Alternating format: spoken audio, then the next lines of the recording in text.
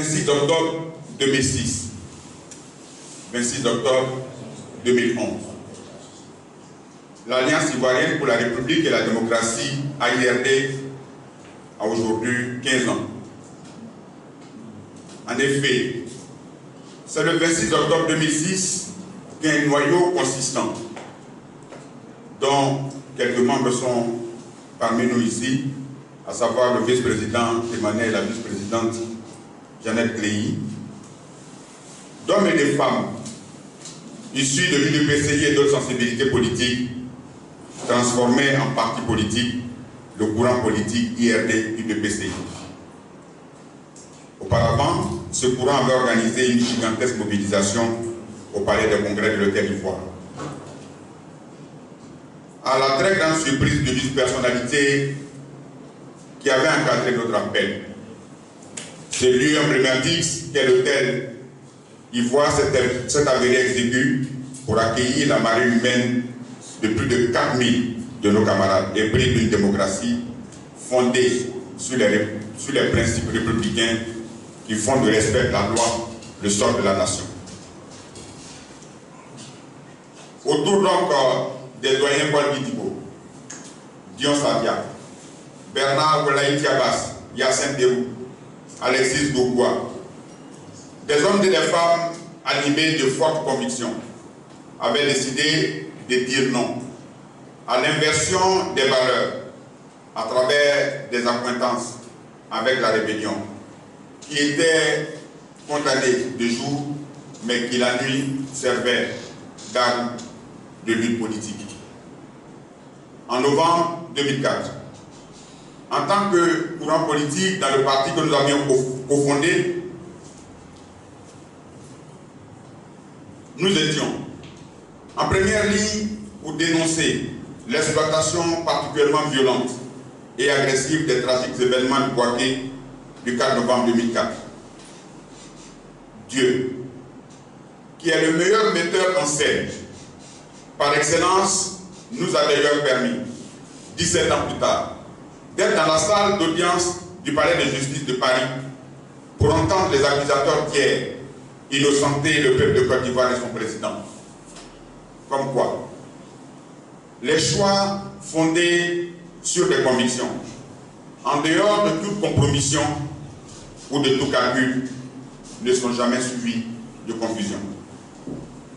Sur les 10 signataires des accords de Marcoussis, 7 s'étaient constitués en un groupe dénommé G7, et sous la houlette du groupe international de suivi des accords de Marcoussis, nous avons assisté à l'humiliation progressive des institutions de notre pays pour leur défense.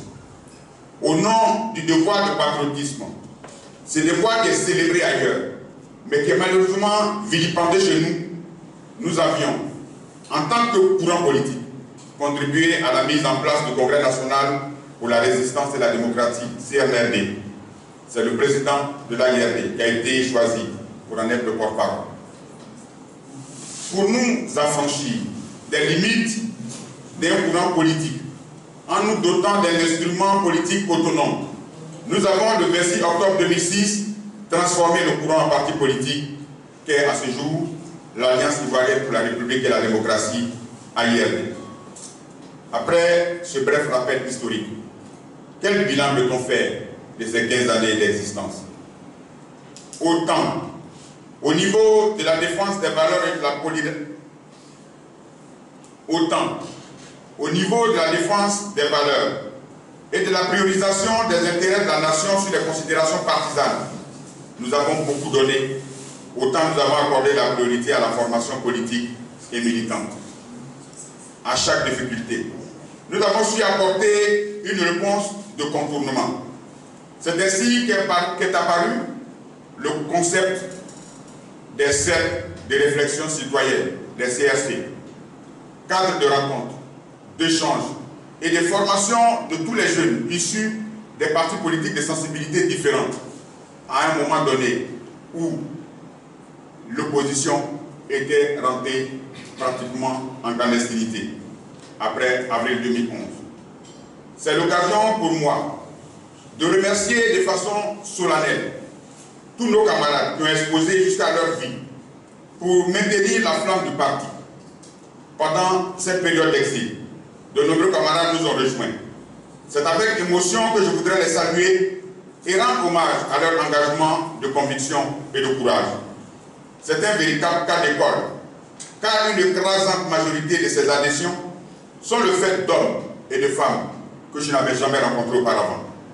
Et pourtant, dès leur adhésion, ils ont été chacun à son niveau, le gardien du temps, dans un contexte de déstabilisation des partis politiques. L'AIRD a aussi eu ses petits soucis à ce niveau.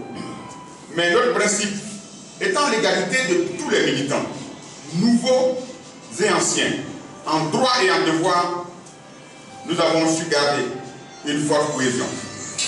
Nos militants sont aujourd'hui en très grand nombre et présents dans toutes les régions du pays, à l'instar du palmier, notre symbole, qui pousse partout en Côte d'Ivoire. Des milliers de militantes, de militants se sont inscrits en ligne, soucieux de leur sécurité, dans un environnement de violence politique d'alors. Tous n'ont pas pris part à la vie du parti. En effet, nous ne pouvions pas transmettre des listes, mais nous privilégions des contacts directs dans le souci de n'exposer personne. Que cette catégorie de militants trouve ici l'expression de nos sincères excuses, avec la promesse qu'ils seront bientôt prises en compte dans le programme de remobilisation de nos bases qui se met en place. Même sur le collectif, notre réel potentiel humain associé à la pertinence de nos idées ont fait la différence. C'est ainsi que de 2006 à 2011, bien que le CNRD ait absorbé une bonne partie de notre énergie, nous avons eu suffisamment de ressources physiques pour parcourir le pays. À l'approche de l'élection présidentielle, afin d'éviter une quelconque confusion dans l'esprit de nos compatriotes, nous avons fait le choix pertinent, le choix assumé de porter la candidature du combat du président Laurent Gbagbo au détriment de notre propre projet. On ne peut pas nier que l'exil ait eu un impact sur nos objectifs, comme c'est le cas de tout parti dont le leader est loin des bases. On l'a vu avec des partis politiques plus anciens que nous ici, mais qui ont su rebondir qualitativement par la suite. Mais nous pouvons là aussi nous consoler de la forte implantation de notre parti au sein de la diaspora ivoirienne en Europe et en Amérique.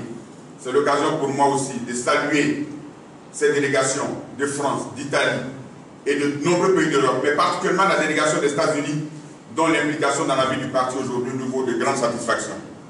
Chers camarades, ces indications qui sont le fruit de notre engagement à faire la politique autrement n'ignorent pas nos efforts. Mais nous voulons simplement souligner que l'AIRD, cet élève pétri de talents et de dons, aurait pu voler plus haut vers ses objectifs initiaux dans un contexte normal, n'eût été les contraintes qui ont été les nôtres. En effet, alors que notre stratégie était de nous concentrer sur l'expansion de l'AIRD après l'élection présidentielle, cette dernière a malheureusement débouché sur un long exil du président du parti, ainsi que de nombreux cadres et de militants.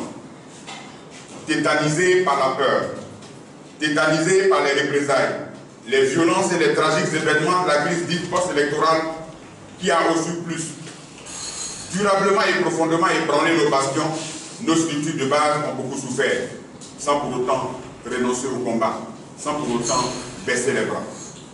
Le président Laurent Gbagbo, qui était le candidat de l'AIRD à l'élection présidentielle de 2010, ayant été transféré à La Haye, l'exil de nos cadres et militants devenait du coup une posture de combat politique. Un combat pacifique pour la libération du président Laurent Gbagbo et le triomphe de la vérité. L'atteinte de cet objectif, avec notre implication résolue et désintéressée, suivie du retour du président Laurent Gbagbo au pays sous les auspices de la réconciliation, souhaitée et inclusive par tous, relève pour nous d'une certaine satisfaction.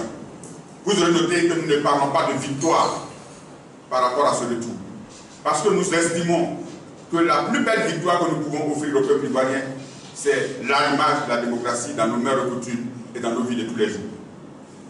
Le retour d'exil du président de l'AIRD en juillet dernier ouvre à présent de grandes perspectives dans la mise en lumière des résultats de ces nombreuses années d'un travail de fond, cap à présent sur la formation de nos militants et militantes, certes, mais également sur la formation de tous ceux qui s'intéressent à la gestion de la chose publique. C'est par la formation que nous pourrons relever le pays. C'est par la formation que nous pourrons inclure les valeurs dans le comportement quotidien des uns et des autres. Dans l'union avec ceux avec lesquels nous avons en partage une vision commune. Nous avons été parmi les premiers partis politiques, sinon le premier à avoir mis en place le système des inscriptions en ligne, le système des adhésions en ligne à un parti politique. Ce qui a mobilisé des milliers de militantes et de militants qui n'attendent que les mots d'ordre ou d'être responsabilisés à présent.